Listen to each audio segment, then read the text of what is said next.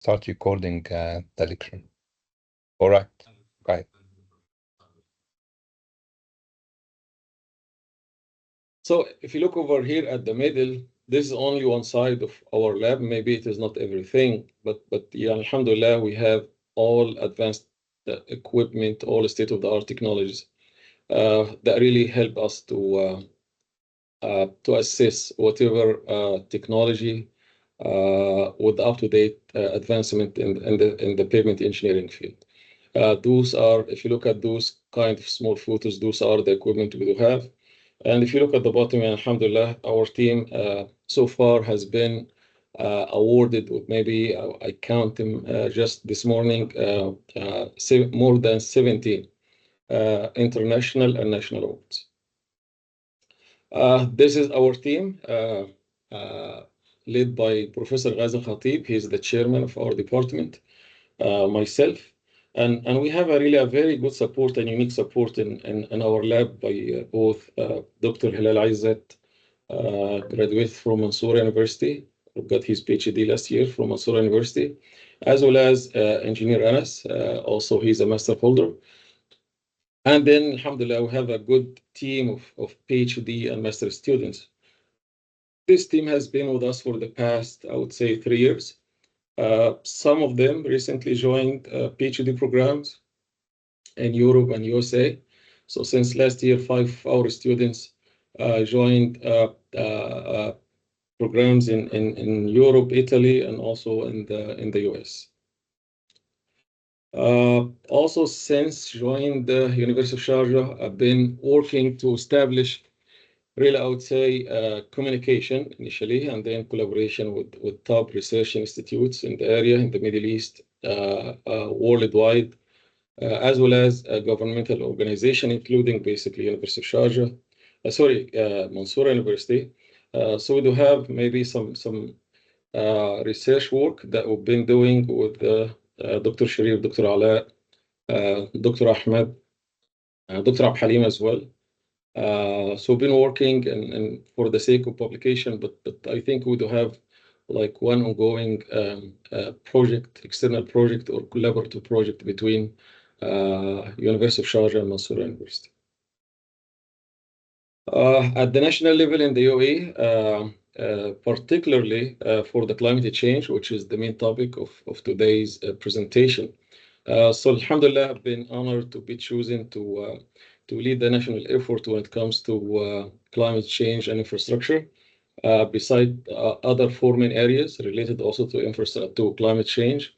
And at the I'm working with 24 scholars from UAE, from different universities and governmental identities, and we have some from also international R&D agencies.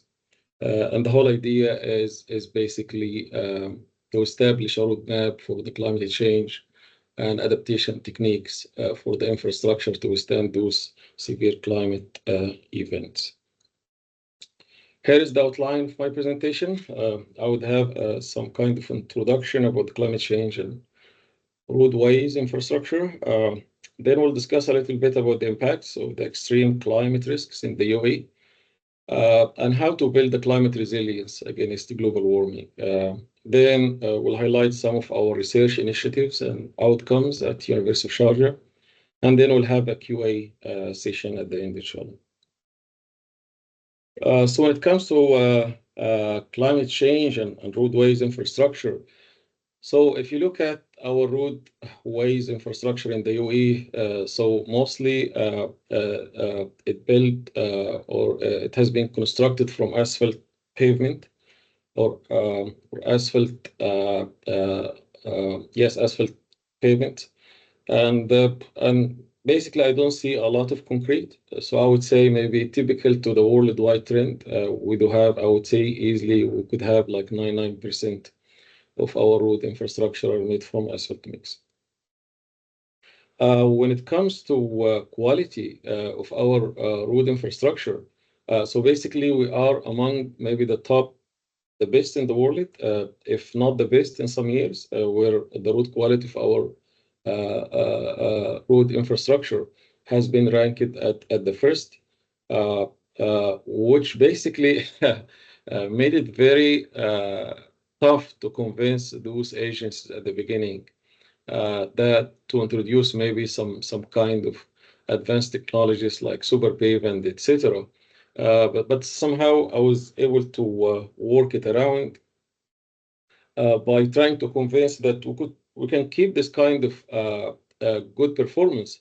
But what about if this can be achieved with less cost? Or maybe by focusing a little bit on some of the little challenges that we do have when it comes to maybe pavement distresses in the UAE. I think we are kind of typical to the GCC and Middle East, where basically some of our road or pavement sections are suffering premature rotting, which I think it is mainly due to, for sure, the temperature increases, especially in the summer, especially if it's combined with heavy traffic loading. I think second, most pavement distress that I've seen also a lot in the UAE. I think I got this rank from Dr. Sharif when I contacted him maybe like a couple of years back. Second will be fatigue cracking, which is kind of typical. Some people would say, okay, argue why do we have a lot of fatigue? Because most of the year the mix is really, or the asphalt concrete layer is kind of soft, so it should be kind of resistant to fatigue cracking. Yes, this could be true, but what about oxidative aging that will be accelerated by high temperature? And also even having those kind of layers kind of soft for most of the year, this means the tensile strain would be high because bending happened or bending happens under the traffic loading application will be kind of high. So this will basically also reduce the fatigue capacity of the layer. In Kuwait, maybe it's a unique case where they have a lot of concerns about moisture damage performance. But those are some of the basically also kind of examples that I highlighted at the beginning to convince those kind of agencies to work with us. Okay, so when it comes to climate change and infrastructure, really, if you want to do a good mitigation strategy, or if the world would like to do or decide to do a good strategy to reduce emissions and better control climate change, I think infrastructure is the way to go. This is a UN Environmental Program report published maybe last year, where basically they stated that infrastructure is responsible for 79% of the greenhouse gas emissions. And 88% of the adaptation cost is basically spent on those kind of infrastructure to fix it after extreme climate events. If you look at the share that is coming from road and air transport, it is really quite high also as well, which is 23% of the CO2. This was published in a report released in Australia. So when it comes to the infrastructure and climate change relationship, so it is like the eggs and the egg and the chicken, which one came first. And I would start from here maybe. And actually this relationship would fall in I would call it closed circle or closed loop, where basically increases in traffic demand would basically lead into a lot of increases in construction and maintenance activities. And this in turn will increase the greenhouse gas emission associated with those activities, which basically in turn will increase the severe climate events, which basically will affect the structural and functional capacity of those kind of roadways, and which also in turn would basically increase the construction and maintenance cost with the increase in traffic demand and etc. So one good way to control the climate change is basically to break this kind of dependency, where I think we should do a lot of sustainable practices when it comes to infrastructure or roadway infrastructure, in a way to minimize a lot the greenhouse gas emission. And I will show you maybe one research how one research could reduce the associated greenhouse gas emission a lot. In addition that nowadays we don't do a lot of, or at least what we've been doing in terms of sustainability has been not been enough. So I think now the damage has been already done into our ecosystem and Earth. And then I think we need to think more about how also to design those kind of infrastructure or roadways to be resilient against those kind of extreme climate events. So when it comes to those extreme climate events that will cause big risk to our road infrastructure, so those kind of global examples, like temperature increases, maybe in the Middle East area and GCC, and again, those will basically produce huge or significant deficiency when it comes to maybe rotting performance as well as cracking as well. Snow and cold, they will cause basically thermal cracking and corrugation at the surface of the pavement, asphalt pavement, due to freezing and thawing cycles. When it comes to precipitation, our main worry would be moisture damage, and this photo has been taken from what happened in Kuwait a few years back.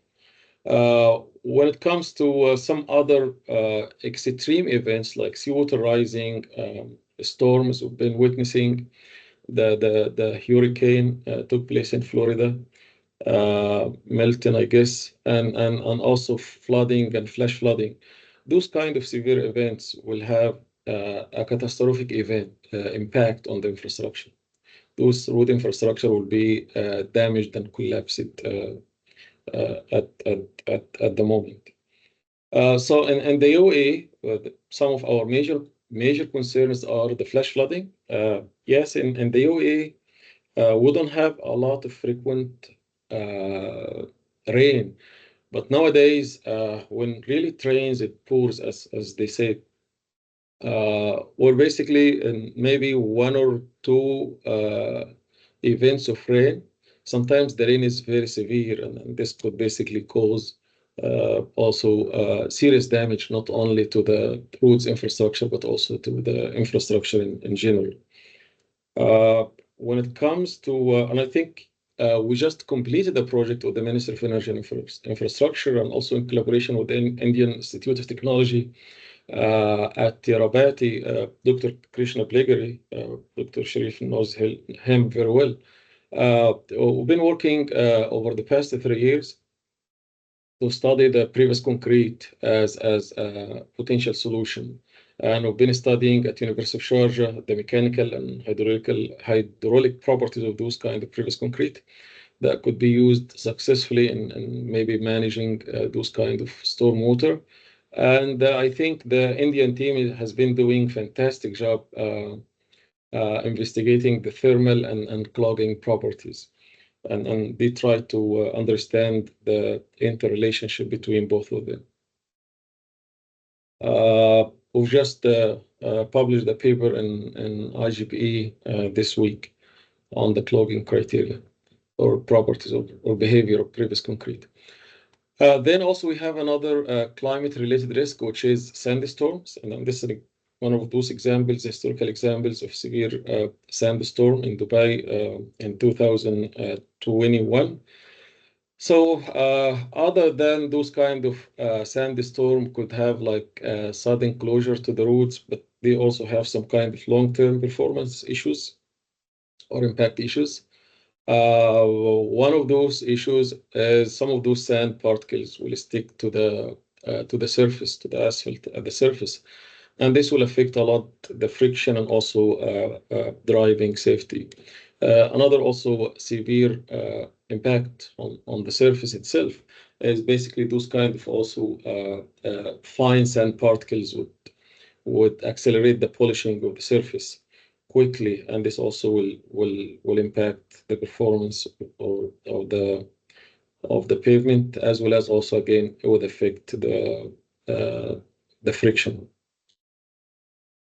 Third, which is what we're going to focus on today, which is extreme heat, especially in the summer, and this could affect, yes, rotting performance, block cracking, we call it by thermal fatigue, because basically those are the end results of daily temperature changes between the day and the night. To be honest, I don't see a lot of those in Sharjah and maybe Dubai, but it has been reported that a lot of those exist in Al Ain. Maybe over there they have a little bit quite difference between the day basically and night.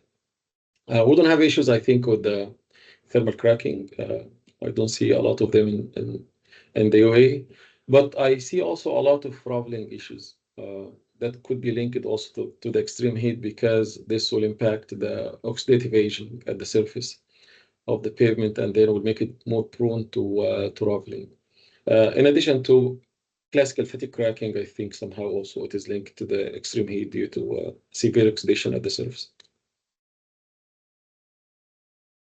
Okay, so then the question is, how could we build a climate resilience against this kind of extreme high temperature, global warming impact, especially with expecting in the future that those kind of extreme temperature even will go higher. So before we discuss maybe some of the solutions and research lines, but I think we need to understand what do we mean by resilience. And it seems, as we've been working in sustainability for the past a few decades, and initially they tried to have this kind of general definition for sustainability, and then they left the details for those different areas to establish how to accomplish sustainability. But I guess now we would be working a lot on the resilience side.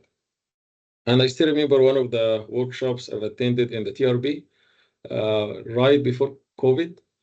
And I was kind of one of those kind of early workshops on resilience. And we were trying to, as an audience, to generate a definition, general also definition for resilience. But I've attended then a conference also at ACU last year, and I can tell you that there has been huge advances in this area. I think this is going to be one of the main research topic, very hot research topic for the coming decades. Also give opportunities for lots of startup companies to come up with maybe out-of-box solutions, resilient solutions for our infrastructure. So the resilience is basically, in a very simple way, is the ability of the structure or infrastructure to recover after kind of severe catastrophic event. Or in specific, I think this is the Federal Highway definition for the resilience. In a way that we need to anticipate and prepare for and adapt to change in conditions and understand those kind and respond and recover rapidly from those kind of disruptions coming from those kind of severe conditions. I think our field, which is pavement engineering, could offer lots of solutions. And what we've been doing basically, and this is what I call the pavement pyramid, we've been trying through those kind of different areas under the pavement engineering. At the bottom, you would see the material selection and specification, the pavement design, construction and performance, rehabilitation and pavement management system, using also kind of other areas that we need, like climate, traffic, and etc. But we've been doing our best to develop and propose sustainable practices, but I think this is not going to be enough, which means now I think there will be another major factor to be linked to all of our activities, which is basically resilience. Today I'm going to focus in those two areas under pavement engineering, which is material selection and pavement design. How can those two maybe areas offer us some kind of resilience practices to mitigate the extreme climate conditions? So when it comes to material, I think our specification should take into account the temperature increasing or future temperature increase. And luckily, we have already this kind of system, which is the super pavement specifications. So still now, and believe or not, in the Middle East, we still argue if the super pavement specification is worth or not.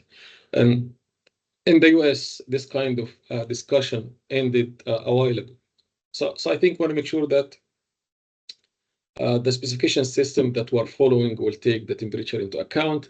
And if the temperature is part of the framework for the specification, then we could basically, because it's now quite easy to predict those kind of future temperatures. So if the framework would allow incorporating temperature, so it would be quite easy to develop the specification to consider future climate changes. We need also to work more on rot-resistant mixtures by maybe considering some additives. And I think we've been doing research in this area, considering polymer, rubber, and so many other technologies, like maybe been working on waste plastics now for some time with asphalt binder and asphalt mix, and I think we've been able to achieve it. Nanomaterials also, we've covered almost maybe most of the nanomaterials type in our lab. Still, I think we can't judge because what we've been doing is still at the binder level. And at the binder level, those kind of nanomaterials will not maybe establish this kind of solid network that will give the same resistance to rotting like polymer and rubber. So I'm waiting until maybe we do a little bit of more work, maybe at the firm and mix level. Cool pavement technology will mitigate those kind of extreme heat.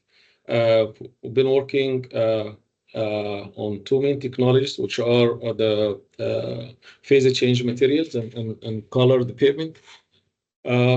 We've been approaching colored pavement through the colored asphalt or colored binder. We're trying to synthesize in our lab using transparent asphalt. And this will be the topic for Ali to continue in his PhD. Also anti-aging, there are some technologies for anti-aging, having life capsules full with light oils or rejuvenators that basically will continue to feed the asphalt mix with the light oil, as some of those light oil will be oxidated and turn into maybe from maltine to asphaltene. So today I'm going to focus on the top two, super pavement specification and how to incorporate future temperature increases. And for pavement design, I think we need to move anyway to the Mechanistic Empirical Pavement Design Guide, known as Ash2Wear Pavement ME software. Why? I think Mansoura University, I would say, one of the leading universities, I would say, in the GCC, maybe Saudi Arabia, they've done some, and also Qatar. But I like the way they're trying to do it because they are trying to tailor, develop something tailored to the Egyptian conditions. So I think also we're going to try to do something similar over here. We have also Soha, she's a PhD student, and this is her topic. In a way, she's an engineer at the Ministry of Energy and Infrastructure, and we're trying to implement the mechanistic empirical and calibrate for their road infrastructure. The good thing about the mechanistic empirical pavement design guide or as a frame work also, it considers not only the future temperature, but all future climate conditions, the five that usually we consider. Also, our performance models has to be maybe somehow, I would say, calibrated against those kind of maybe extreme climate conditions. And I think this, I think Ali also in his PhD is trying to use machine learning to understand more and establish more some of those models rather than using maybe statistical techniques. Extreme climate risk, I think this is a gap area. Even the Ash2Wear does not consider into account. But if those kind of extreme climate events going to happen more frequent in the future, I think somehow we need to incorporate their impact. And I think the last one, which is the resilient design, how to make the design resilient. So I think design concept for roads has been changed a lot over the past, I would say 7-8 years when it comes to resilience. And I would encourage you to read in this area. There are lots of interesting stuff developed recently. So today also I'm going to focus my maybe work on the mechanistic empirical and how the future climate conditions could basically considered in our design using this methodology.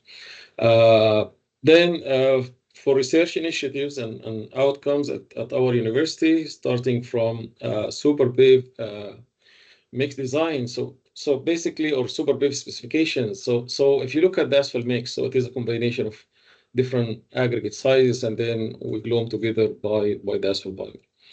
The issue is the asphalt binder, maybe the aggregates are mainly elastic, but the asphalt binder is not, is a viscoelastic material, which means its behavior gonna be mainly affected by temperature and loading time. This is one of for fact. Which means it's quite maybe straightforward to assess the performance of the asphalt binder alone, but when you mix it with those kind of different sizes of aggregates, so this kind of mix, it's quite complicated to understand, and one way maybe to understand it in a better way is to try to understand it or to follow a multi-scale approach where you look not only at asphalt binder or maybe at the mix, but you look at some of the other materials at different scales like FAM and mix, and I think there are lots of interesting research going on those areas. Looking at the specifications for the asphalt binder, this has been a fascinating subject where basically asphalt binder specification evolved from a showing test to check the consistency of the asphalt binder, going through the penetration and viscosity, also grading systems to the super BIV, and even we have the updated super BIV specifications nowadays. In the UAE, we've been using penetration test and penetration ranking system or grading system in a way that we know penetration grading system offers like 5 different penetration grades. What we've been used in UAE is 40, 50, and 60, 70. However, we all know that penetration system, grading system has serious issues. And one of those issues, other than it is very empirical, is really especially when we use modified asphalt binder, we could see easily that penetration grading system cannot differentiate between those different binders, where basically at this kind of intermediate temperature, all penetration values will be very close. This is one of the exercises that we started initially in our lab, testing penetration grade 4050 versus one of the polymer, heavily modified polymer binders. And we found that, however, both of them showed the same penetration value, 42 and 43. But if you look at other rheological properties, you would see that this one is PG64 and the other one is PG76. So penetration basically method and grading system is not going to be able to differentiate between those completely different binders and with different technologies. And over here also, this is another example, testing in our lab a big matrix of polymer modified asphalt binders at different SPS contents, as well as also testing asphalt binders modified with crumble. You would see, as however, there is a huge difference between those properties at maybe intermediate and kind of high temperature, but at low temperature, which is the temperature for penetration testing, all of those are almost the same. So as for the super BIV system, and I know that I'm sure that you have a good background about. So it basically relies on more fundamental properties like rheological properties and trying to relate those to the pavement performance. It considers short and long aging conditions as well as environmental factors. So in order to implement super BIV specifications, you get to go through 2 main steps. Step number 1 is to develop like super BIV specifications by establishing what we call the performance graded map, and basically in this case we depend on the local temperature records or database. And the second one, which is basically to test the binder and to use the proper technology to achieve the specifications developed in the step number one. So this is the grading system following the super pave system, where each one of those grades will be given a coding name that consists from basically the PG as a performance grade, coming from performance grade 64 and 22, which are two temperatures to represent the max pavement temperature in a very simple way and minimum pavement temperature. And to establish those would be coming from local temperature records. The method also consider rotting, fatigue cracking, and thermal cracking.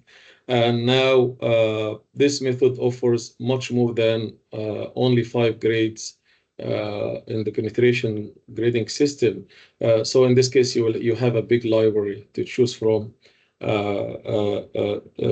to basically have the right grade exactly for your right climate condition. And nowadays, this even was not enough, but even each one of those grades nowadays comes with 4 different traffic levels: standard and heavy, very heavy, and extremely heavy, based on MSR test results. So I think the framework now is even more precise to meet both climate and traffic conditions. Those are examples for the PG maps developed in the Middle East. We have 8 examples. Saudi Arabia and Egypt are some of those examples.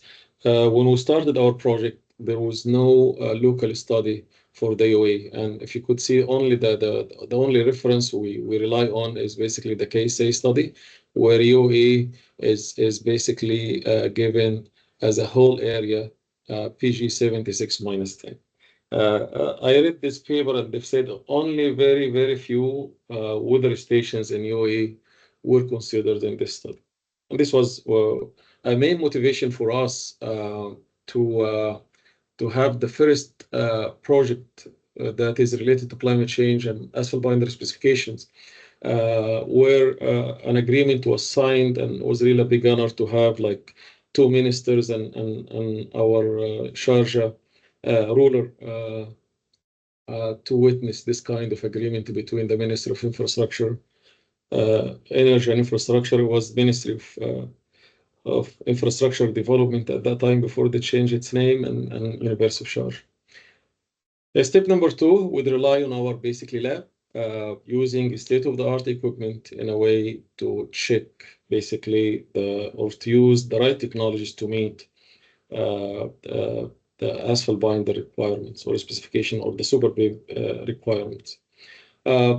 This where we had another project also in June 2019, jointly between University of Sharjah and the Sharjah Research Academy.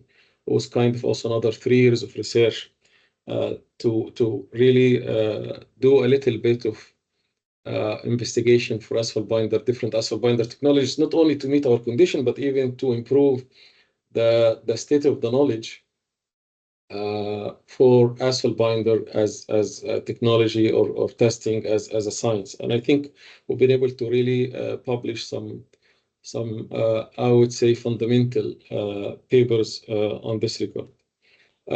This is what I used to do when some agencies would ask me, why do we need to do all of this? Okay. Why do we need really to implement super pave? Why do we need to move from maybe a simple testing system or grading system like penetration to the super pave? And I used to use this kind of results for a survey. However, it's kind of old now. So I used to use it in 2014. I'm sure that there are some to replace it now with more experience about the super pave and their impact and benefits. But in this 2005 survey across the US states, those are some summaries from different states showing really good benefit from super pave without changing anything, just using the same exact material Okay, but in this case, they were able to achieve kind of improvement either in the pavement performance or reducing the cost and etc. So now what about pavement design? So pavement design is another area also that for sure that we need to use maybe in a different way to assure the resilience of our roadways. So when it comes to pavement design as a system, so in my opinion, this is one of the most complicated systems to design in civil engineering. I think to explain why, I think it could take me an entire workshop to cover all of its aspect and along with other professors with me today because it's kind of quite deep to get into the bottom of this. Uh, uh, but also keep in mind that when we design those kind of pavement systems, and those I used to take from Professor Witzek from his class notes, he also used to mention that pavements, with those kind of challenges and complication in the system, we also design them to fail. Believe it or not, yes, we design our pavement systems to fail, but in kind of a predictable manner. So in this case, we have to assume from the beginning, okay, the pavement life, so we can design for, which typically maybe 15 to 20 years. So to design this pavement to fail in a predictable manner, it's quite also challenging. Because what? Because we have lots of variability and uncertainty in those kind of design factors. For example, for the traffic, it's a big mix. And also there is uncertainty. So huge variability in axle configurations and tire loads. And also there is huge uncertainty in predicting the future traffic that is going to use the road during its service life. Climate, we don't control, all right? And even now, we used to rely mainly on the historical climate conditions, but I don't think we can do this anymore because the climate now is going to change a lot in the future. Materials and adjustment. So the materials in the pavement system or the pavement layers we use, those construction materials are maybe among the most complicated ones. If you look at the unbound materials, those are not elastic. Those are elasto maybe plastic, which is quite complicated to deal with. If you look even at the asphalt mix we use at the surface, so this makes it is not even viscoelastic, but in reality is a viscoplastoelastic. And this kind of a most complicated level that you can deal with. If you look at philosophy behind pushing for accurate, so the question is always why, with those kind of complications, that we need to achieve more. Okay, and I think the answer can be clear through this relationship between the structural capacity, and I've got those from Dr. Witzek presentation in TRB 2008, and I used to help him myself. I think Dr. Sharif left by that time, and I remember that I helped him to get. He used to draw those kind of plots by hand and based on his experience, and we used to convert him into kind of graphs and PowerPoint to present. So actually, we could understand clearly, and I always teach my students in the undergrad or even the grad this kind of philosophy behind pushing for accurate pavement methods. So if you look at the relationship between the structural capacity and different components of life cycle costing analysis, you would see as over here the structural capacity increases, which means you have maybe you start from thin pavement and then you increase the layers, thickness of the layers gradually. You could see for sure this will increase the initial cost, but for sure this would reduce user cost, rehabilitation, and maintenance cost. In a way, if you add those cost components to each other, you will get into this kind of unique relationship or V or U-shaped relationship, where basically there will be only one targeted design that will achieve the lowest life cycle cost. And actually, this should be our target. Okay. So and it means that if we basically do inadequate design where the structural capacity is low, or maybe over here, this means we're losing money. And same exact, I would say, situation would be also right, even when we do conservative design, which means in both cases, we would lose money. So depending now on the overall variabilities that is associated with our mix design, okay, you could basically set your at certain reliability level, you could set your limits. And based on this limit, basically, if we calculate the area under the curve, this will be the potential total basically wasted life cycle costing analysis. And as you see over here, as you deviate more from the target design, you would lose also more money. Which means when we have a poor or empirical pavement design method, this means over here the area under the curve variability will be high, accuracy will be less, and basically the area under the curve will be higher. As we go to intermediate, like maybe mechanistic empirical, accuracy will be higher, and now this will be represented by a sharp, maybe normal distribution if the variability would follow normal distribution, and this would mean less potential life cycle cost analysis waste.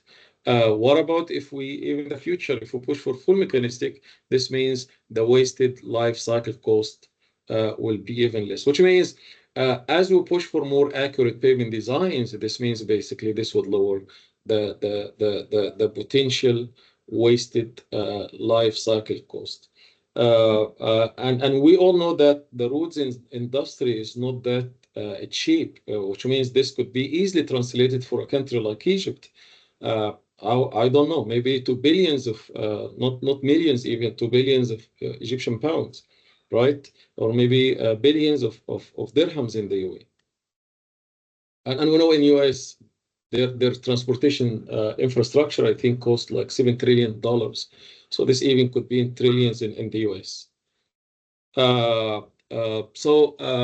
If we go for current practice in the UAE, we're still basically like Egypt, maybe mainly using the AASHTO 1993 in designing our pavement. And I think you know this better than me in terms of the equation and maybe how the method works.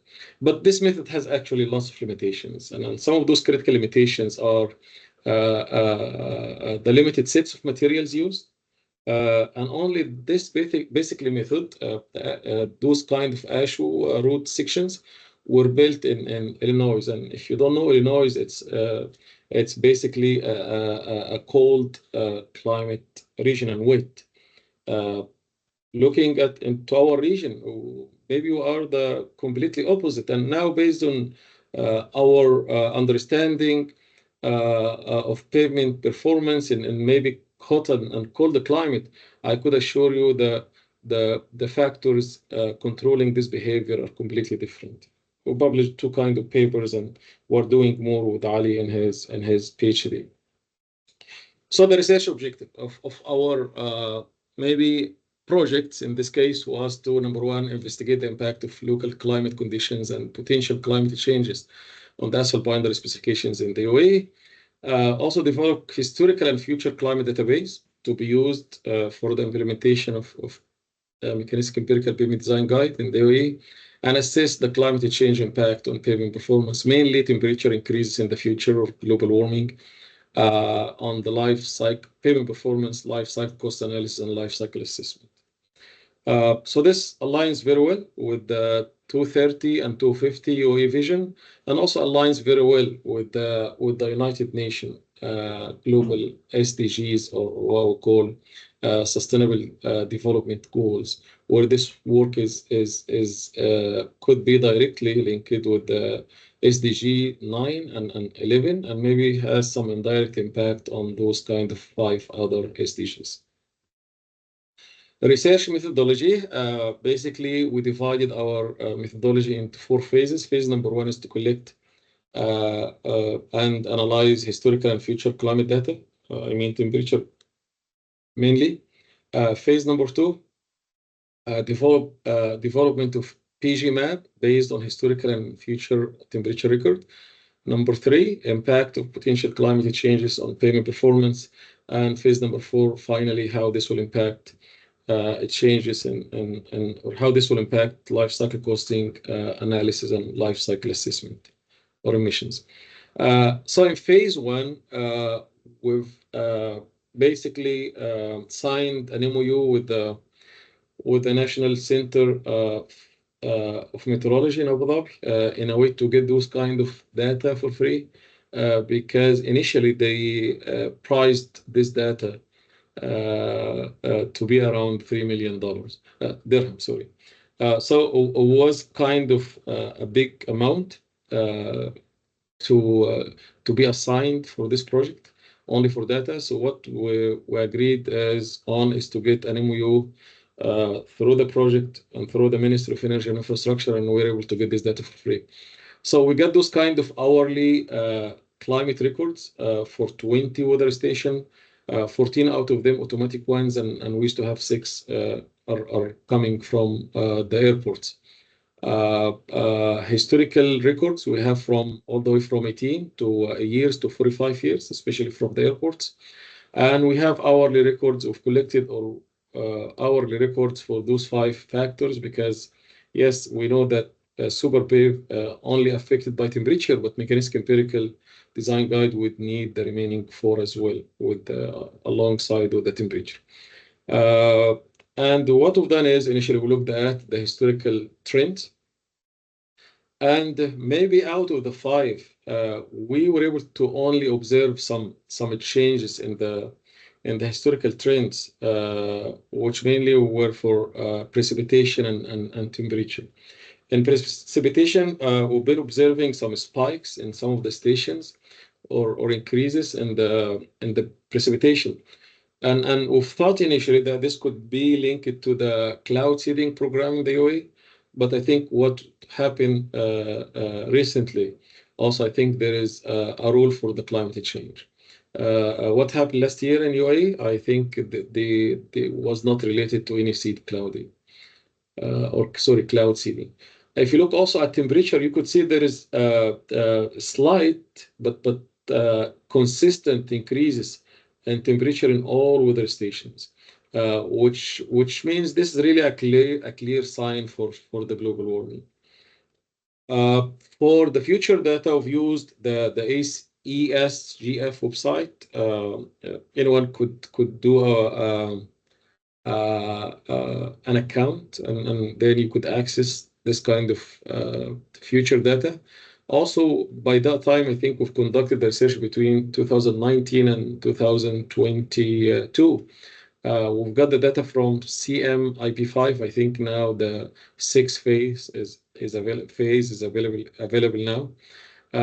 And for CMIP5, I think one of the disadvantages is it has a little bit of coarse grid, where basically the distance between the latitude and longitude lines considered in this phase is 100 to 200 kilometers, which means in some cases there might be a need to do downscaling for those kind of climate records, but this would require huge effort. For the future climates, actually, we've considered the 3 different periods. Number 1, which is historical, to cover 30 years. And the main reason behind 30 years was coming from a climate change expert that told us you need to consider at least a minimum period of 30 years. Because usually the sun cycle is also 30 years. So in a way that to avoid maybe its impact on part of the cycle. So they've said it's always good to consider 30 years. Then for the future, we've considered like 2 periods, near future, 30 years also, from 2021 to 2050, and far future from 51 to 2080. We've considered what they've called representative concentration pathways, and this is nothing but it's different scenarios for CO2 emissions, and in a way that we have usually 4 RCPs, 2.6, 4.5, 6, and 8.5. In a way, 2.6 means that really that the world would agree to do a very good measurements for sustainability and minimizing the CO2 emissions. or greenhouse gas emissions. 4.5 and 6 means maybe some kind of intermediate action will be taken, and RCP 8.5 means we are not going to do anything to basically reduce our emissions. We also considered like 3 climate models, and we have no other options to consider others. Why? Because for super pave system as well as mechanistic empirical pavement design guide, it requires hourly records. Those only were the 3 models as per engineer Ayat feedback, one of our RAs worked on this project. So he mentioned that these are only the only 3 models to have hourly records every like 3 hours. 1 model from Japan, 2 from USA. In total, for the Japanese model, I used to provide 1 file for year, which means in this case to cover 60 future years with RCP. This requires to have like 240 files in addition to 30 years of historical to represent the history of the model, which means several files. And keep in mind, each one of those files would be around maybe like at least half a gig. For the 2 US, they used to give like records every 5 years, because you download basically the records for the entire world, not only your area or region. For the NASA model, you used to give 1 single file every 10 years. In total, we've downloaded like 356 files. Each one of those yearly one used to be around half gig. Maybe those were a lot higher than the 1 gig. Then to extract your basically those future climate records from the global ones, you need to know basically the latitude and longitude to cover your area, your studied area. And especially some of those models would use basically different longitude and latitude values. Okay, so, as you could see in those 3 examples or models, they have different values, which means for each one we have to clearly see the longitude and latitude values, okay, to cover our area, in addition to have also quite of safe margins, okay, to each of the 4 sites. And as you could see for UE, with such a small area, you would see that this kind of grid is a coarse grid. In a way, in order to get from the values recorded or given at those kind of grid points, we have to do a kind of interpolation in a way to avoid downscaling, because downscaling would be maybe another project by itself. Especially in UE, most of the UE is kind of flat. And if you look at differential differences between the stations, they were very minimal. So we're sure that even if we do downscaling, it's not going to do that much big job compared to the interpolation. When it comes to interpolation, to automate the process, because this is going to be a huge analysis amount. So we've got to develop equations for those kind of interpolation. While doing it, we've been facing different scenarios. A scenario for 2-point interpolation, where basically if the station location will be exactly at one of those grid lines. So in this case, you do like 2D interpolation only. The second scenario, when you have the point, is basically located in between the 4 grid points. In this case, we've got to do like 4-point interpolation.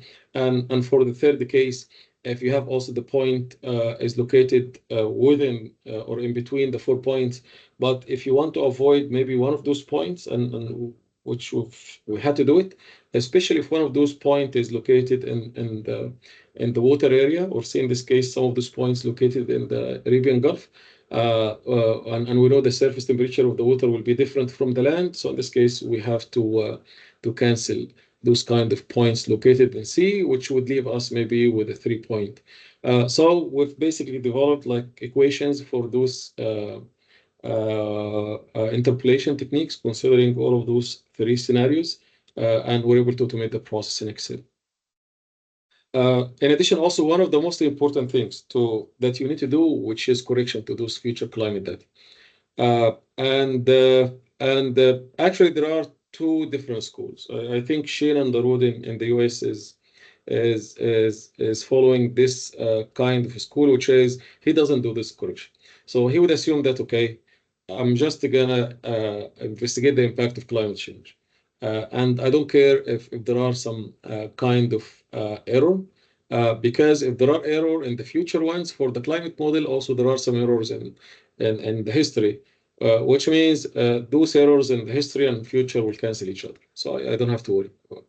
But what about if you want to use those kind of future data later on to design the pavement for future, right? So in this case, I think there would be a need to correct those data. So there are different types to verify and correct future climate model or data, but in this case, you've got to have a benchmarking results. And in this second case, you've got to have kind of ground truth data, or maybe some local data coming from the weather station. So for the temperature changes, which is a bit quiet if you're going to do it for the precipitation, we use the same correction method name, which is delta method.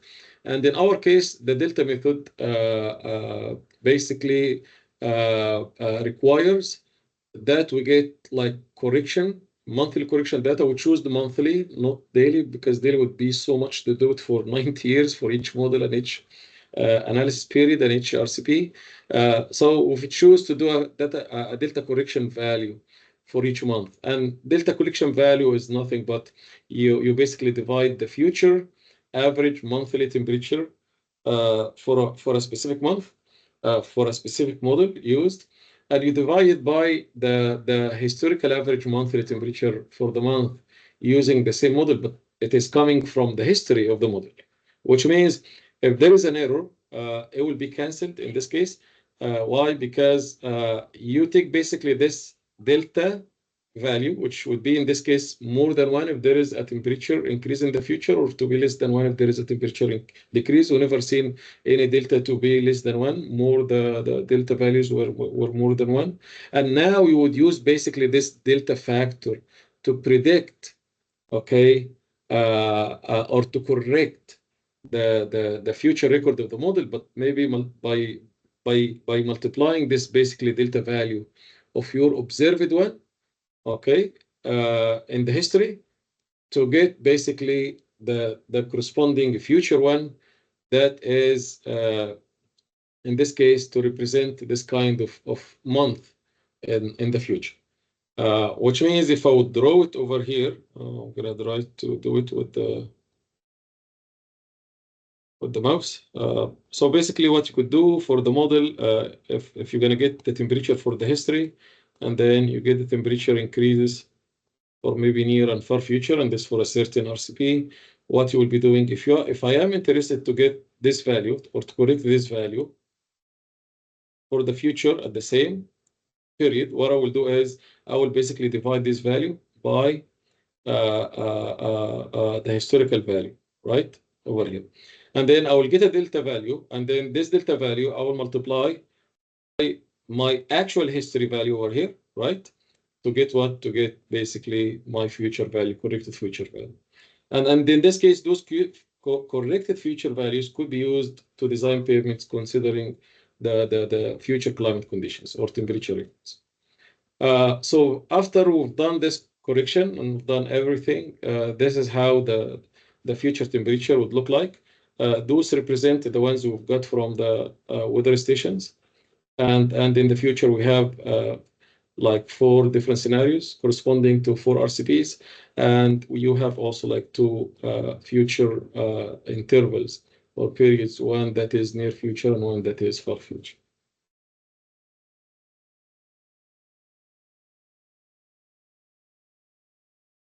So then after finishing the prediction of temperature in the future, in this case, the good thing is that if you have hourly temperature coming from weather station, then you in this case, you would use it to get hourly temperature records in the future.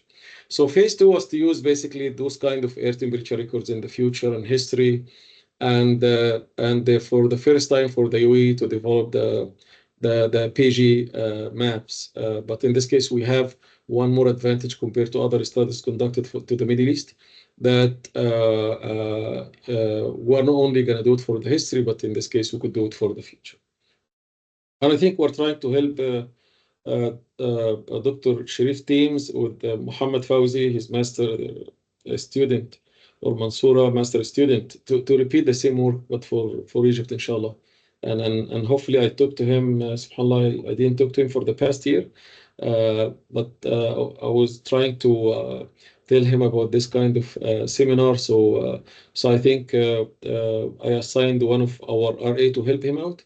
And hopefully by December we'll finish all the analysis, at least for the PG maps. Sorry.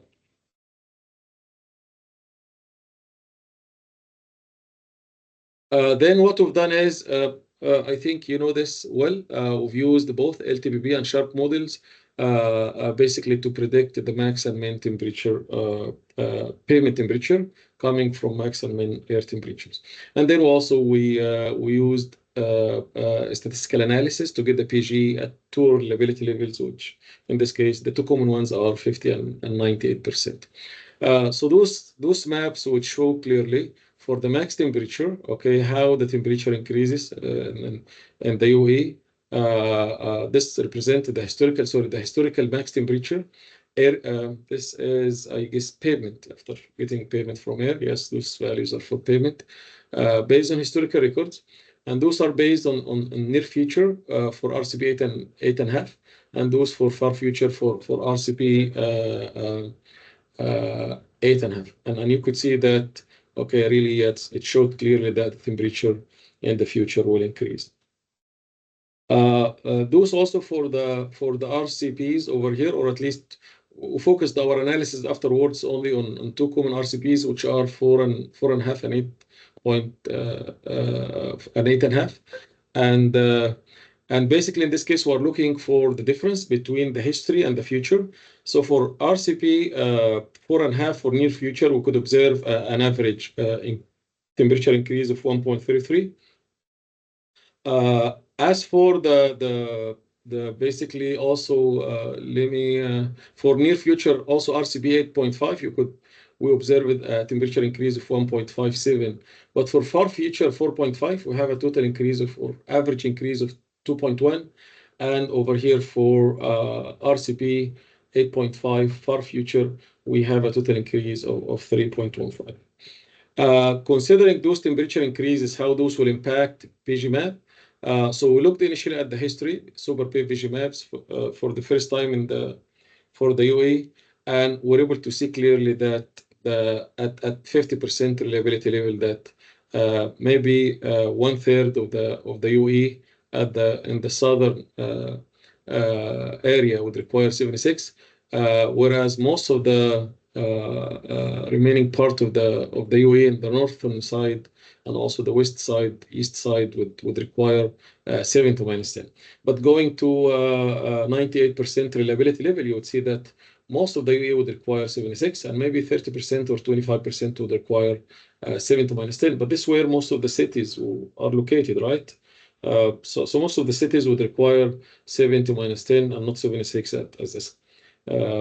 as came in the Saudi Arabia study. Comparing now the future to the history to the future. So this is at 98% reliability level. So this is what I showed you for the history. But then what about the future? So near future RCP, you could see that, okay, most of the UAE would require 76 -10. For far future RCP 8.5, actually we start to see that big portion of the country would require even 82, still -10. And the remaining part, mostly of the country, would require 76. It's only a very small place over here at Jabal Jis would still require 64 -10. What about the current practice? Testing those two binders based on penetration grades 40, 50, and 670 in our lab showed clearly that both are nothing but 64 -10, which means What we've been using in the UAE is quite soft compared to what even the historical mapping or PG map would require. And for sure in the future, we can't continue to use the PG 64-10.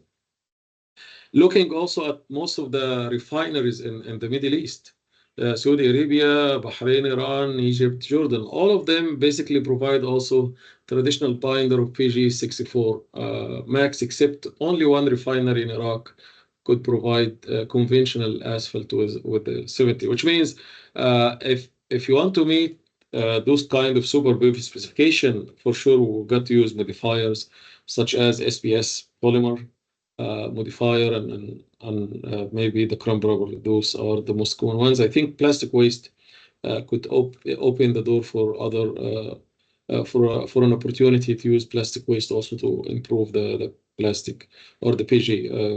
Our people hopefully will be accepted in construction and building material this round and where we investigated the use of 4 waste plastics to improve the PG.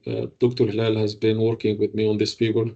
It's like individual or kind of our own activity without any support from research, but we're able to do a lot of testing on those 4 different types of plastic to improve the PG grades of the asphalt binder. So in phase 3, we try to investigate the impact of basically climate change on performance. In this case, we've got to rely on the mechanistic empirical building design guide, why, and H2R software, why, because this is the only way to use to get the performance. In this case, you know that in order to run the MEPDG or the H2R software, you would need basically inputs related to climate, materials, and traffic. And the nice thing for the MEPDG, it has the integrated enhanced climate model or enhanced integrated climate model, which would require hourly also records for those 5 climate factors. In a way, will give you the profile for temperature, moisture, and freezing profile for the pavement structure over time by hour. So one of the biggest, I would say, tasks for our group was to develop those kind of historical and future climate files for the 20 stations for different periods, historical and future, for the near and far, and also for the different RCPs and also for the different models. In order to generate those files or to develop those files, and we've checked them for any statistical errors or outliers, basically, and we're all of them, alhamdulillah, we're okay. So if you go through this kind of step, and I think because it took me a lot of time now, so maybe you could read in your own. I would share this presentation with Dr. Sharif and team and Dr. Ahmed. In a way, this will give you the many steps that you need to follow to develop those kind of text files with HCD extension with the different climate data and their timing, hourly timing. And also you need to generate a station name in the station file.dat. Otherwise, the software will not be able to know those files. So this is a summary of the process we've been through to generate those files. And I think Dr. Sharif should be aware, and his team also, because he used to work on this topic for quite time during his journey at TSU. So in total, we've developed like 100 files for the UAE. I think we've used to struggle in the past to get one file for the entire UAE to check the MPDG. But part of this project, we've developed like 100 files, 20 for them for the history and for the 20 stations, and 80 for them for the future, 4 for each stations to represent the near and far, and with RCP 4.5 and 8.5. In phase 3, to continue basically the investigation on the impact of climate change on the on the pavement performance, we've got also to develop our material database for the asphalt layer, for the base and sub-base, for the subgrade. I think this where we have subgrade, we have a joint research project with the Mansour University and Dr. Sharif's team in order to get the resilient models done for the sand material or the subgrade material we have, which is mainly sand and sabkha in the UAE. Also, we relied on mainly for the asphalt mix on level number 3, but for asphalt binder, we relied on level number 1 by basically developing all of those kind of grades needed for UAE. So if you would require mainly 3 PGs each at 4 traffic levels, so we're able to get all of those kind to characterize all of those binders in addition to the penetration grade 40, 50, and 60, 70, which were nothing but 64 minus 10 standard levels. With the help of Massacre, and also got lots of support from the local binder suppliers in the UAE. For the mix, we are now continuing this effort for those different mixtures, also different PGs, to get their mix properties and performance in our lab, for such as dynamic modulus, fatigue assessment, permanent deformation assessment, and also IDT and clip compliance for thermal cracking assessment. Using this wide range of test methods we have in, alhamdulillah, in our lab, and our also technical capabilities on conducting all of those kind of test methods to the best ever level worldwide, and also how to analyze them very effectively. This is like ongoing project with the Ministry of Energy and Infrastructure, Richmond, and University of Sharjah, and I think this is going to be part also of Suga's thesis to implement MEPDG and also to calibrate for the ministry.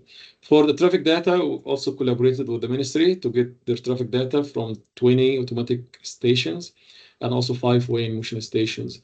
So we've used the automatic counters to get the level 2 and level 3 for the traffic, whereas we've used the weighing motion stations to get the traffic data for basically the level number 1. And really took us like quite time to analyze 8 million axles to get the load distribution of those axles. We've also conducted kind of sensitivity analysis to see how the AASHTO 1993 method is really consistent. In a way, if you would really use a method, even if it has some errors, at the end you should basically, if you consider the pavement sections at those 20 automatic stations, taking into account the material, the traffic, and the weather, at least you should get kind of consistent performance, predicted performance or simulated performance. But actually, even we found lots of variability and inconsistencies between those kind of pavement sections simulated by the MEPDG, and also in the meanwhile, which is quite interesting, we tried also over here to check traffic level number 1, how the traffic level number 1 will impact the pavement performance compared to the typical US, because when you use the traffic level, or the traffic inputs in the MEPDG, no one would give lots of attention to the traffic, to the load distribution. The table are quite large, and most of the people would use the basically default values developed in the US. But actually, after putting all of those kind of different axle weights into the software, we found in the UAE that our traffic loads are more damaging, which means it's quite important to consider local traffic characteristics and level number 1 in pavement design if you want to target accurate pavement designs. So to investigate the impact of climate change on the pavement performance, we've conducted like a total of 16 total simulations, and those 16 different simulations basically consider those factors. In a way, for each PG, we've conducted like 400 simulations, and even for each one of those highways or according to their functional classification, those pavement sections was conducted 400 for each one of those road type. Those are the typical inputs we've used, and over here I'm not going to be able to cover all the the results, but just I'm going to touch upon some of the most important sides or angles from those results. So one of the most important factors to look at is the impact of site-related climate factors. In UAE, it's a quite small, I would say, country, and we have kind of consistency when it comes to temperature. We don't have this big variation in temperatures, so we don't have really big or different climate zones. However, when you use the site-related climate factors, we've been observing differences in the AC rating up to 40%, okay, and up to 8% when it comes to IRI, up to 22% when it comes to total rating, and up to 16% when it comes to bottom of fatigue cracking. And this emphasizes the importance of considering site-related climate factors. And looking even at the corresponding pavement life, okay, by considering the threshold criteria for those different stresses such as AC rating and total rating. So even the variability in service life is really huge. So 5 to 15 years for AC rating, 10 to 24 years for total rating. And all of those variabilities are mainly because of using the site-related climate factors. So I think this also emphasizes again to use those site-related climate factors. Another factor that also investigated over here is to look at the impact of using maybe PG versus super BIF grades. And you would see over here we're comparing the results of the PG 64 minus 10 to 70 and 76 and 82 that we need in the future. And you could see clearly that using those kind of high grades, okay, are basically impacting a lot the percentage change in rotting, where they were able to reduce rotting by up to 32% using, in this case, the 82, and also increase pavement life by 12.8 years for AC rotting and by 12.2 years for total rotting. This is a huge change and huge saving by using the proper asphalt binder. A third angle to also highlight over here, the impact of climate change on pavement performance. We'll compare historical climate records. So in this case, we changed not the binder grid, but we changed basically the climate files, the what about history versus the 4 future scenarios. So it is quite clear that as we go to the future with more RCPs, okay, 8.5 compared to 4.5, we could see clearly that the AC rating would increase due to mainly temperature increases, and also over here we're looking at the pavement life corresponding to AC rating over here, which you could see that it would decrease, which means it will badly impact our pavement. So this is what we've got from phase number 3. For the last phase, which I would conclude with, which is phase number 4, we basically considered like 4 adaptation scenarios on how the climate change will impact the life cycle costing analysis and life cycle assessment. So adaptation scenario number 1, we said, okay, in phase number 4, let's go with scenario number 1, where we're not going to change the super bay or nor the climate. We're just gonna go with whatever we have now. So we're going to go with the PG 64 minus 10, and then we're just going to use historical values. Then adaptation scenario number 2, we said, okay, let's implement historical super bay or super bay based on historical records, but using historical climate files. Number 3 is, we said, okay, let's implement or historical super bay, but with future climate. And number 4, this is going to be the best ever, which is implementing a future super BAVE and also considering a future climate. So let's see, I'm just going to highlight maybe on only one aspect for those adaptation scenarios, and then we'll conclude. So it took us how much? 4,000 runs, okay? Because for LCCA, the analysis period usually ranges from 40 to 50 years, which means it would need more cycles. 2 types of maintenance of considered crack sealing for alligator and longitudinal cracking, and milling and overlay for rotting failure. And basically we've used these criteria, okay, from the performance you see over here to establish our maintenance strategies. And also at the end, we have the salvage value. And now using the typical LCCA equations to determine the net present value, equivalent uniform annual cost, and also salvage value. Those are the equations we've used. And this task also was kind of tremendous task. And we've got to do lots of automations in Excel to also to make our job easier. But this required also another 4,000 simulations. Also, to get the cost, we've got to calculate the bills of quantities coming from those kind of construction and maintenance activities. So also we used those bills of quantities to get their equivalent emissions, which was mainly like CO2 footprint. We've considered the production maintenance and end of life case. And over here, for adaptation scenario number 1, I'm just going to discuss this case, which is how the period or design period would impact water rotting. And you could see, similar to what I showed you before, basically that if I don't take any actions, so in the future, for sure, those will increase rotting, mainly due to temperature increase as we go to the future, using the PG 64 minus 3.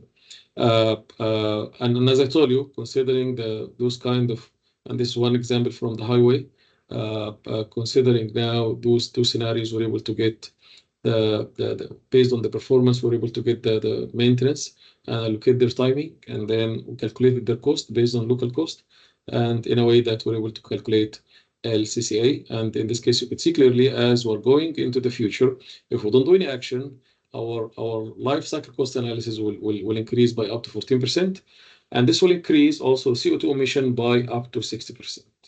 Very, very critical, right? Then adaptation scenario number 2, in this case, we're going to implement historical super pave, and we're still going to use historical climate, but we're going to use super pave instead of penetration. And you can see clearly for one of the cases comparing the PG64 with the PG historical, you could see that, okay, this will really decrease total rotting by using the proper PG, even if it's based on historical climate records, in a way that after taking all of those scenarios into account, so on average, LCCA was found to be less by 16%, and CO2 emission was decreased by, wow, big number, right? 57% for the asphalt concrete layer. And why this reduction in LCCA was not that high compared to the CO2?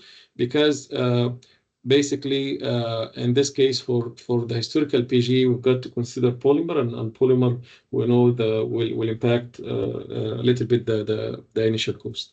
So initial cost was a bit higher, but overall still, with the reduction in maintenance and rehabilitation activities, we're able to achieve a reduction in LCCA by 16%. This 16% alone from one project, it's quite big. Scenario number 3, which is implementing a historical super pave, but using a future climate. You still can see going to the future. If you consider the future, still the future gonna affect badly your performance in terms of rotting due to temperature increases. And this is still gonna impact or increase LCCA cost by up to 12%. I think this is kind of consistent with what came in literature by maybe Shane on the road and others, and also will increase CO2 emissions. Scenario number 4, which is implementing a future super pave using a future climate. And over here, I'm going to show the use of the right also asphalt binder. And you would see if you use the right asphalt binder and considering the future climate change in design, this really will decrease total rotting. And in return, also this would reduce LCCA by 11.5%, okay, by up to 11.5%, and reduce CO2 emissions by up to 79%. Okay, compared to if you're gonna go with the future by our material and consider our basically future climate condition in this case. So I think this is a huge reduction in cost and CO2 emissions by considering our local kind of conditions, emphasizing the climate and the material. And basically, this will emphasize the importance of conducting accurate pavement design by considering level 1 for those kind of critical inputs.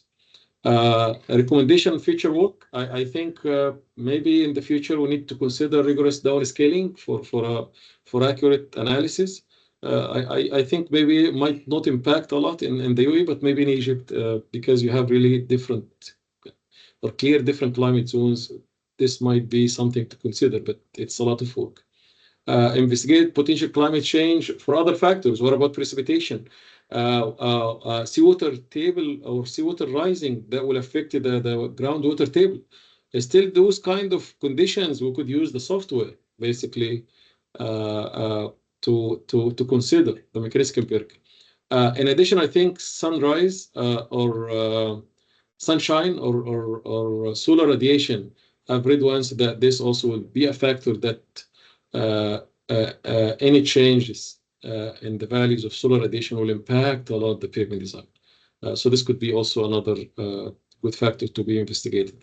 I think we should go. Our target is to go to level 1 mix once our testing for the local mixtures to represent different PGs is done.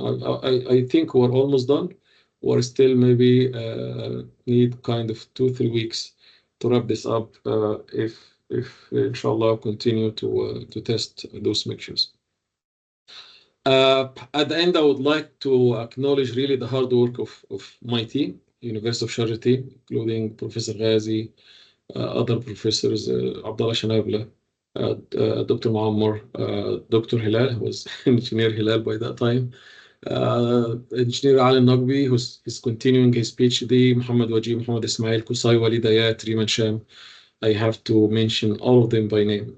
They contributed a lot for 2 or 3 non-stop working years. They really supported a lot the progress of the project. Sharjah Research Academy and supporting us with a full-time postdoc, Hanshi.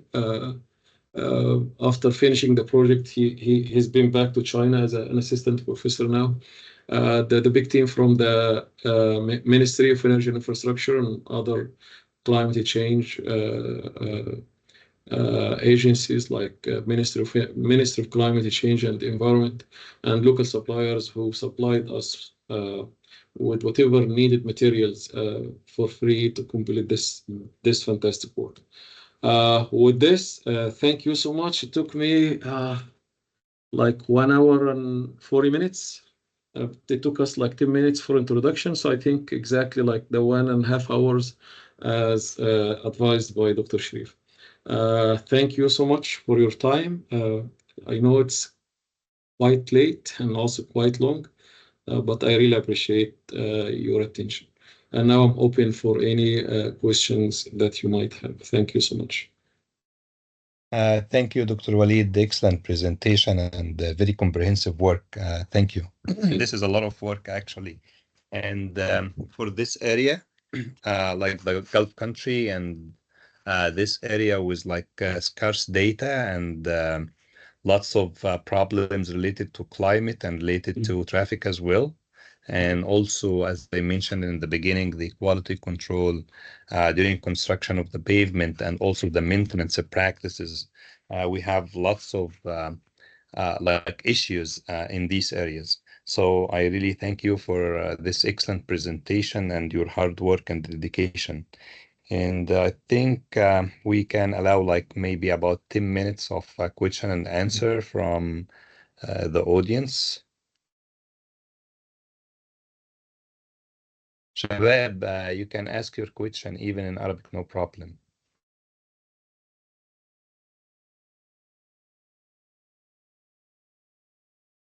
I think Maram, yes. Dr. Maram, I guess, yes, you have a question, please. I just want to say, wow, Bismillah, mashallah. Truly Allah impressive. Truly impressive. It's very interesting, actually. I really enjoyed the presentation and all this work so much, really, Dr. Zeiada. I just enjoyed. I have no particular question, but I just wanted to comment that we really learned a lot and enjoyed so much the presentation and all these valuable information you shared with us, and actually this inspired us for many different ideas, inshallah, that we gonna contact you and Sure. collaborate with you and Dr. Sharif, hopefully, Sure. inshallah, very soon, bismillah. Thank you so much, Dr. Zeiada. Thank you, Dr. Maram, and I think it's my pleasure really to work with you and Dr. Sharif and all Mansoura team and an American University team in Cairo, inshallah. I'm looking into this. Thank you so much. Thank you.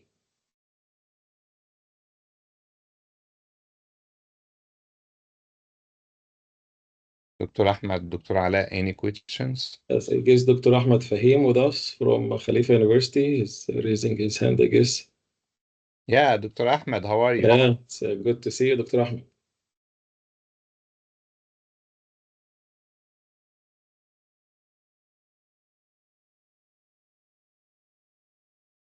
Dr. Ahmed.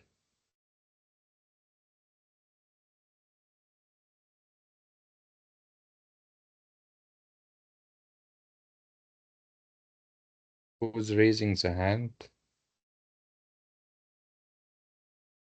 We have also Dr. Muhammad. Yes, Doctor. Thank you very much for the interesting presentation and really fantastic research. I'm working at Texas A&M University at Qatar as nice. an advanced research scientist, and our cluster is focusing mainly on infrastructure resilience. So I have one question. How do you I saw the work. It's fantastic. You did a lot of work regarding the inputs, without the downscaling. But one thing is about the extreme events. How do you plan to tackle it in the future? I think thank you for the question. I think I highlighted that this may be one of the major gaps, especially most of our models, performance models, and they don't account for those. And I think maybe we could at least handle those maybe through some special design considerations. Okay, that to tackle maybe especially maybe temperature would be easy to handle, but if you go to the flash flooding, the issue is more complicated. So maybe to handle this through a resilient design with particular designs, not through maybe like ash to air would be much better until those kind of software are prepared with those specific scenarios, for the resilient design. For example, during my PhD, even it was related to resilient, perpetual pavement to last forever. Okay, but still now, until now, the model is not incorporated. It's still waiting for verification and field validation. But for example, in the US now, I see lots of companies doing tailored design. Okay, maybe calculating the hydrology and etc. And having all of those kind of outside the box designs to handle flash flooding and heavy rain, for example. So those are not based on a specific or a standard design methods, but they have some kind of tailored design to handle those things. Do you recommend a specific reference for this? I've met some of those companies, but I don't have their connections, but I've met some of those companies. But I think one very good faculty member maybe to contact is Dr. Michael Chester at Arizona State. He's working at a city level kind of resilient design. Okay. I know his work, but mainly it's more like a framework for resilience at urban scale, but not into pavement as a sections or structure. I think he has done some work with Shane Underwood. Maybe he couldn't complete because Shane left to North Carolina. But I think they are still somehow collaborating, and I think he might have some good idea during his work with Shane Underwood. Okay, thank you very much. Thank you, Dr. Mohammed. Thank you so much for your question. Right, I see that Dr. Ahmed Fahim raising his hand. Yeah, I was cut off. I don't know if you can hear me now. Yes, we can hear you. Can you hear me? Yes. Yeah. Excellent. Please. My question was about this model is based on the ash-to-wear mechanistic empirical deterioration models. What do you think about the feasibility of developing our own deterioration models based on the historical data? So it becomes more also data-driven, given the wealth of data we have or we can generate now in some places. So that it's more tailored deterioration to the actual network rather than a generalized one or one that was developed in a different network under different climate and loading conditions. Yes, I totally I'm asking agree. this question because that's actually the topic of my current PhD student. We're trying to do a machine learning deterioration model based on historical data. Yes. So we rely on it because it's tailored to that exact network rather than, you know, working on the ash-to-wear and even calibrating it to our local conditions. Instead, we develop our own. Do you think this is something that we can do or achieve at the end? Yeah, Have to be combined with the current ash-to-wear? I think, thank you for your question, Dr. Ahmed. I think it's a good question. I think also I've been working in this area with maybe my PhD student Ali. But I think the data availability is the main would be the main issue. For example, in his thesis, we've been using data mainly from LTPP. I think I've used also with SOGA because we have some data from the Ministry of Energy and Infrastructure, but they were very limited. But we're able to compare the trend from the machine learning model using our UE data and trend coming from LTPP. I could see that there are some agreements, but for sure those are more accurate to our condition. But because of some limitations in data or some of the missing factors, so the LTPP, for example, were kind of more consistent and rational in most of the cases. I was able to assess this condition. So I think as long as you have the data, yes, I think with the machine learning and modeling, I think it's quite better. But I think the issue would be is, okay, do we need to have our own method and framework like the ash-to-wear? Yes, could be, but I know it's there would be a lot of effort behind. So and I know now we've got to know each other, and you know in Khalifa. So I think this would need a lot of collaboration between different universities, which I'm really open to do, and I think we have also the Egyptian teams could work with us on this area as well, because I think nowadays machine learning is not only related to computer science. All of our students now, we give them PhD courses where they can basically learn easily how to conduct machine learning and artificial intelligence analysis. So I totally agree with you, but I think the effort will be huge unless maybe at certain point the ash tool will open, maybe will make the ash to the software flexible enough to accommodate those kind of models. So this would be fantastic in this case. So instead of doing maybe calibration, so basically you can input your model, you know, and this will save tons of effort to calibrate those kind of models. So I think it's a very good idea. I do agree. And also in this case, if we have some historical data from those kind of extreme events, those somehow also can be modeled into the software. But I can imagine the effort behind this approach. I would like always, It is always quite a bit of effort, but you're right. It's bit of, you know, replacing the empirical part with data-driven part and keeping the mechanistic component in place. I think its capacity to improve the LCCA models and the LCA impact down the road will be really significant in that case. But we have to start trying, right? Inshallah. Let me also add one for thing the here. opportunity and holding such a nice event. Thank you, Dr. Sharif, also for hosting it. Really appreciate Thank you, Dr. Ahmed, and I really thank you for your question. This is really important one. And I believe that the problem that we face here in this area, that we don't have historical performance data. Maybe in Qatar, it's different. But even though if you can use like those automated vehicles in order to record or monitor the pavement performance, you won't have like a long history of like performance records. So this is why we still have to some kind of, relying on maybe the LTPB data, because this is only source of data for performance for like long period of time, which is equivalent to like at least 20 years of age of a pavement.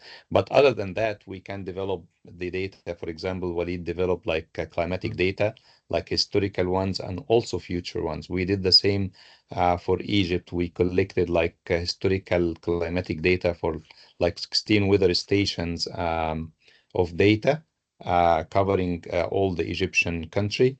Also, you can collect or start collecting traffic data if you have like wave motion, as Waleed mentioned.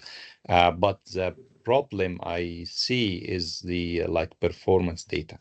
And I also like to note that even in 2002, when they developed the mechanistic empirical pavement design guide, believe it or not, they used the machine learning in order to predict the performance of the rigid pavement part. So the rigid pavement design in the mechanistic empirical pavement design guide relies on like AI models since like 2002, which is really fantastic. And I think I will add to this also. Sometimes in this part of the world, even sometimes when you have the data, so sharing this data sometimes it's quite challenging. And in lots of the cases, you have to pay for this data, and it is very expensive. So I think we've got to change mentality. The quality, the quality of the data. Exactly. And sometimes also you have data, you have quality, and sometimes it's free, but it is missing lots of factors because there has been no chance for different stakeholders to sit together and to discuss what are the factors that we need to collect.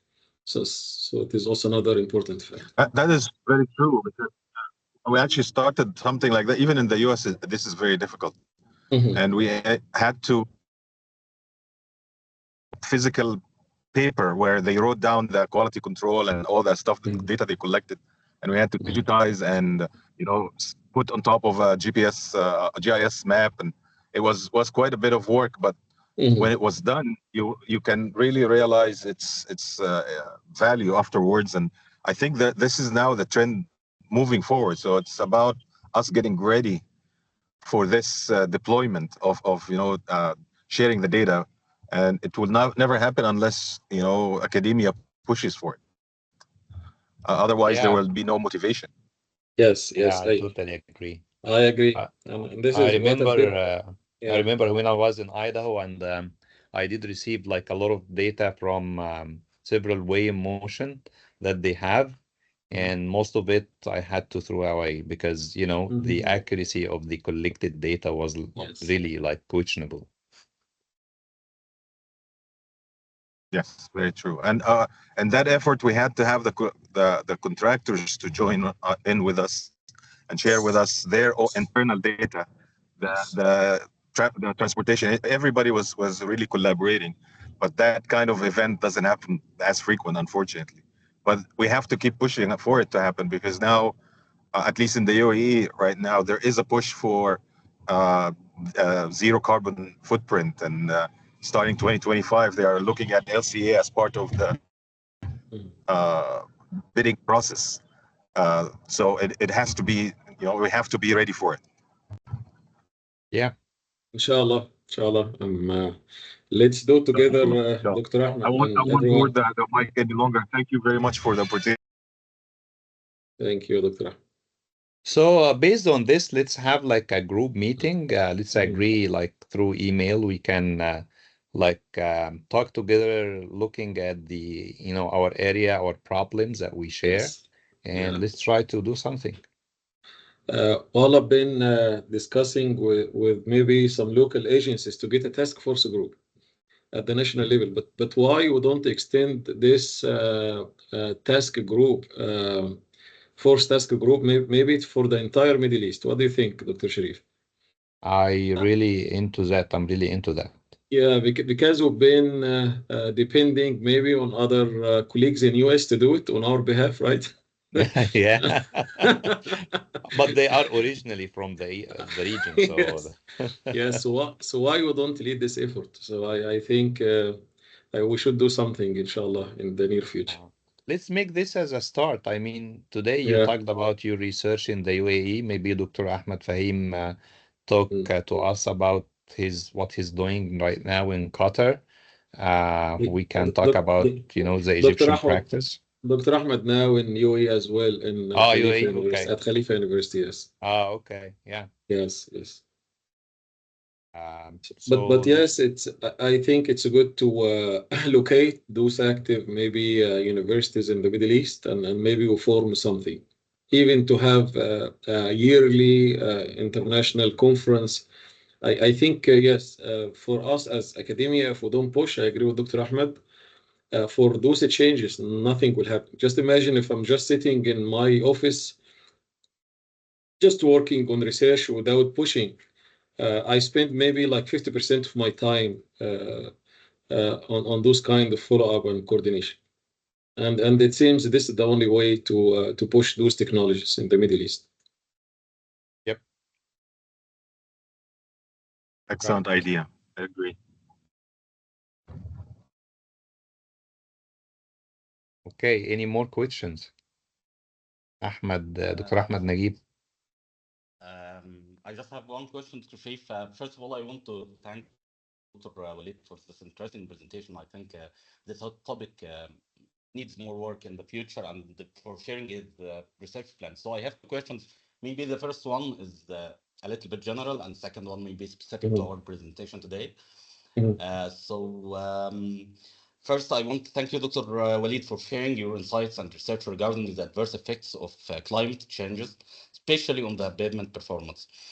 And as I'm interested in aging behavior, I want to ask you whether you agree with me that we are still struggling to develop a reliable aging acceleration protocol. Because the current protocol of aging measures claim that 5 days of oven aging is equivalent to 7 to 10 years of field aging, which is odd to me. Because for two reasons. The first one is that they are neglecting the UV radiation intensity changes, especially with the climate changes that occurs in a continuous way. And the oven aging is not simulating the field aging as well, in my point of view. So my question to you, Dr. Waleed, don't you think that an aging protocol should be tailored to each climatic zone? Because if we said that the weather in UA, for example, is different from the weather in the United States, so we have to have a tailored aging protocol. That's my first question. I want to know your insights. And my second question is about the phase one in your research plan. I'm really interested in to know if the sunshine data is about the radiation intensity and wavelength and something like that, or just day-night cycles. Thanks, and finally, thanks again, Dr. Waleed. Thank you so much, Dr. Ahmed, for those kind of insightful questions. And I totally agree with the importance of those two questions.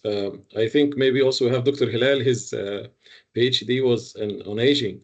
But I think the Middle East and GCC area, it's quite similar maybe to Arizona, where we had the opportunity to live there for some time.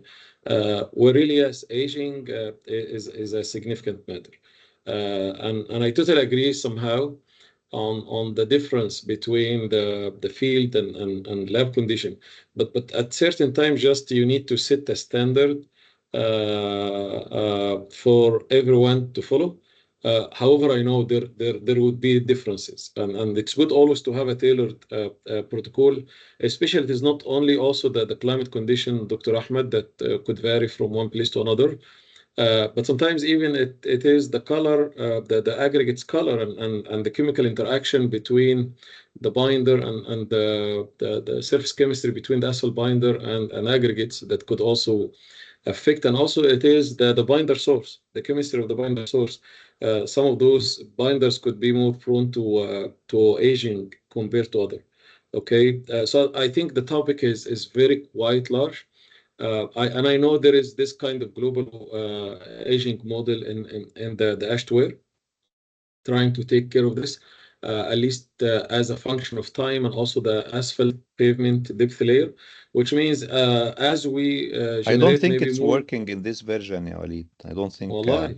I think they Okay. disabled this global aging model. It was developed by Wasim. Wasim, yes. Yeah, Wasim Mirza, but I'm not sure. I'm pretty sure that it's not working. I think in the practice, the MABDG practice, last version, the equations were there. But I think they disabled some of the functions is like the stress, the K1, K2, K3 for the resilient modulus. Oh yeah, yeah. Which is disabled as well. So maybe they are trying to simplify the analysis. But at the testing level, I think you are right, and I think I've heard they've done at Qatar some analysis, and they found this 10 years aging, okay, and or one year of field aging in Qatar under their condition was equivalent to this kind of 7 to 10 years aging in lab when you extract asphalt binder from field and you test it. Okay. So I think yes, it's good that each one would tailor his basically aging condition to his climate and materials.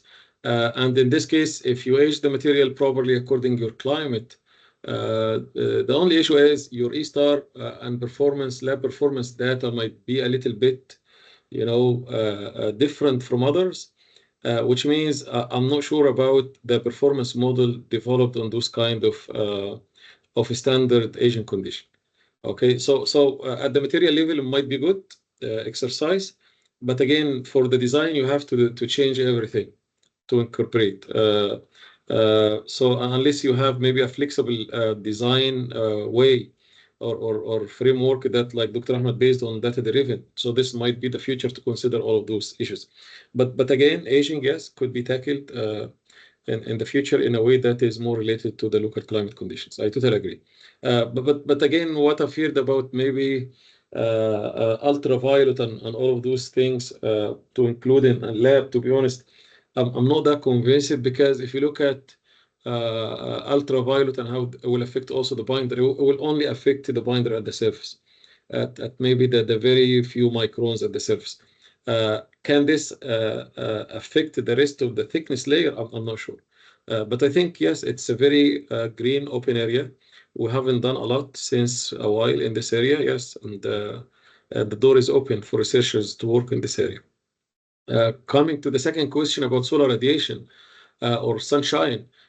So we didn't receive the sunshine directly from maybe the weather stations except Sharjah International Airport, but remaining were just solar radiation values. And we've used like common cutoff values to see if it's really sunny or not, based on the value for the solar radiation. I don't recall this value, but this is what we've used to basically convert the solar radiation into a sunshine as required by the mechanistic empirical pavement design guide.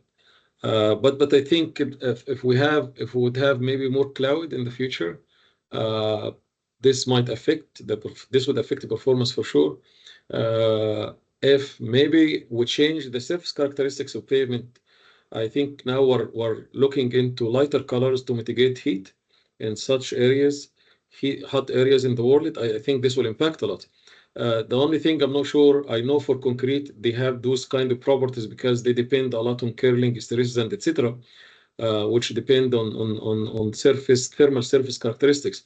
But I'm not sure if those models will work really for the pavement design or not. And really, I do have an idea that I wanted to implement, where I would say, okay, I'm just going to put sensors and monitor the thermal profile. And if I know the thermal profile under those different conditions, I will then use the shifting technique to shift maybe the E-star master curve to those conditions in a way to incorporate this in an indirect way. I think we've tried it in one of our papers, which is still under review, for colored asphalt. But I think maybe Ali in his PhD will explore this a lot. But for the mix side, inshallah. I hope somehow I've answered those questions, Dr. And thank you so much for the comments. Thanks You a have lot, a Dr. Waleed. question. We have another question on the chat from Dr. Ahmed Mitwali. Has a problem with his mic. His question, he said, generally we design flexible pavements for almost 10 to 20 years. How could we benefit from studying the far future till 2080 and their impact on pavements that will be failed at this time? Yes, thank you for your question, Dr. Ahmed. I think what we've done is we had the opportunity to investigate up to 280. So for sure, we are not going to use 280 now, but we're trying to look at the far future. Okay, which means maybe if you at 260, they will use this data, okay, in the future for paving design purposes. But it was just for us to do this exercise to see if we get into the far future. And you know, كل شيء يعني مقدر بيد الله. We don't even know. Okay, if maybe there might be another cycle of cooling or etc. So we're not sure, but we're not climate change scientists, but we are just has some belief in their knowledge and just to follow their models. However, everything has to be taken in a precaution way. But yes, for us, we're not going to use those extreme ones in 2018 in today's design, but maybe in the future they could use it, and they could after verification in the future as well. Let me also add to this, the current practice in the MEBDG, what you do is you look at like the previous years, like the historical data of the climate, and what you do if you are designing a pavement that's going to be constructed today for like 20 years into the future. So you keep repeating. If you have 5 years of historical data, you take those 5 years and keep repeating them. So instead of doing this, if I have a prediction or a projection for like the future 10 years from now, this is going to be much better than using like older, like 5 or 10 years history of data. So this is more accurate compared to what we're doing right now. Exactly, and this is what we've done, Dr. Sharif, in our research. And I will add also even the ash to where would allow you to use as minimum as I guess 2 years of hourly data. And then it will keep repeated in the future.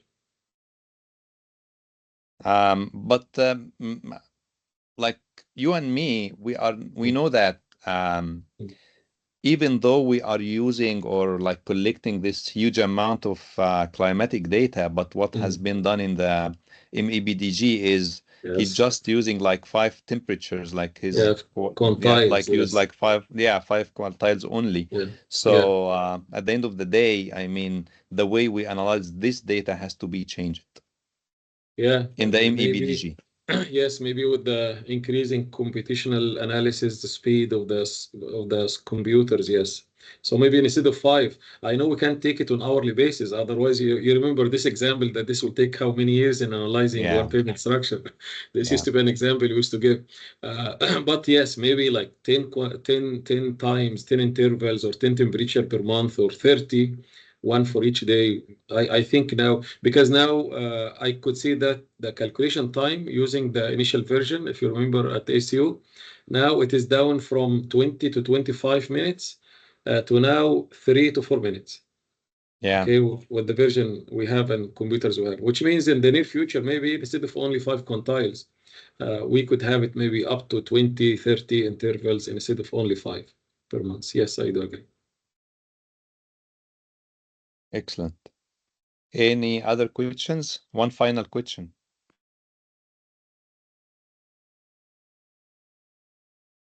Thank you, Dr. Ahmed. Thank you so much. All right, that was really interesting, Dr. Waleed. I really enjoyed those like almost 2 hours. This took me back like maybe 20 years when I was like graduate students at ASU. You reminded me with a lot. You reminded me with Dr. Witzak and his way of explaining things. He always liked to complicate things, not to make it easy. like instead of saying like calculate the area under the curve, he would say like integrate, you know, the area or something Wow. like that. So Yes, because he wanted to automate the process always. And really, I learned a lot from Dr. Waleed, Dr. Sharif, even with the yeah, NCHRB 944A. After finishing all the project, he would take the spreadsheet that will produce at the end, and he would review one cell by one cell by himself. yeah, And manually. he would have another example by himself to check also the accuracy of the calculations. He always used to do Yes, that. yes. So he was really very genuine and sincere. Yep, that's true. All right. Thank you for your time and effort, and I would like to thank everybody attended today. I think that was like an excellent presentation. Lots of like insights about what's been done in the UAE for like the future pavement performance and pavement design and material characterization. Thank you, Waleed, for all the good work that you have done so far and for this very interesting presentation. Most welcome, Dr. Sharif, and thank you for the opportunity, and thank you, everyone. All right. شكرا لكم جميعا. Any final words? Thank you very much. I just wanted to ask you, where can I find the record for it, or where will you upload it? I think Dr. Ahmed Naguib shared the like the LinkedIn page for the our lab, and I think we're gonna share the record on that page if Waleed, if Dr. Waleed doesn't mind. Yeah, please go ahead. It is my pleasure. Please go ahead. Thank you very much. You can look at this on the chat before we close the session, so you won't lose it. Okay, sure. I will be waiting for it. Ahmed, did you share the LinkedIn? I think you shared it in yes, the Dr. chat. Sharif, I have shared our link tree, maybe social and professional links. So I'll add a YouTube channel as well. So I think we will upload the video on the YouTube channel because it will give us maybe wider space for sharing this video, more than LinkedIn. Okay. Okay, thank you very much. We'll be waiting for it. Thank you. Okay, thank you so much. I would like also to take this opportunity to thank really everyone from my team attending and their hard work supporting those kind of research activities.